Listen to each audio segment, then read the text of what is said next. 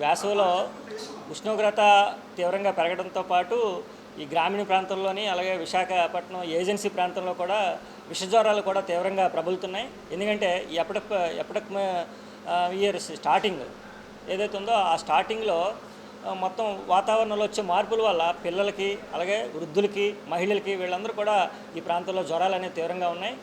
Malaria కానీ typhoid కానీ ఇతర విష జ్వరాలు అనేవి తీవ్రంగా ప్రబలడం వల్ల ఇప్పటికే మన ఏజెన్సీ ప్రాంతంలో కూడా ఇప్పటికే దాదాపు 50 నుంచి 60 మంది వరకు చనిపోయినట్లు ప్రభుత్వ లెక్కలే చెప్తున్నాయి. కాబట్టి ఈ ఏదైతే విష జ్వరాలతో వల్ల మృతి చెందుతున్నారో వాళ్ళందరి కుటుంబాలను కూడా ఆదుకోవాల్సిన బాధ్యత ప్రభుత్వం మీద ఉంది.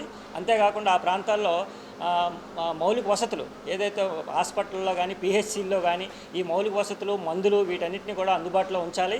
అలాగే మెగా మెడికల్ క్యాంపులు ప్రభుత్వ ఆధీనంలో నిర్వహించి ఈ గిరిజనులు ప్రజలు వీళ్ళందరూ ప్రాణాలు కూడా కాపాడాలని చెప్పేసి కూడా సిపిఎం పార్టీ డిమాండ్ చేస్తుంది.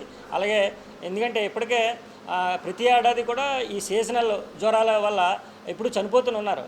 గతంలో కూడా ఈ 5,000 మంది ఒక 4 ఏళ్ల క్రితం అయితే 5,000 మంది మన విశాఖపట్నం ఏజెన్సీలోనే చనిపోయినట్లుగానే కేంద్ర మానవ హక్కుల కమిషను నిర్ధారించింది. అంటే అంత పెద్ద ఎత్తున మరణాలు జరుగుతున్నాయి. అలాగే ఇప్పుడు వర్షాలు స్టార్ట్ అయితే ఈ మరణాలు ఇంకా బాగా పెరిగిపోతాయి. కాబట్టి ముందస్తు చర్యగానే ప్రభుత్వం మేల్కొని గిరిజనులు ప్రజల ప్రాణాలు కాపాడడం కోసం తగిన చర్యలు తీసుకోవాలని చెప్పేసి కూడా సిపిఎం పార్టీగా డిమాండ్ చేస్తున్నాం.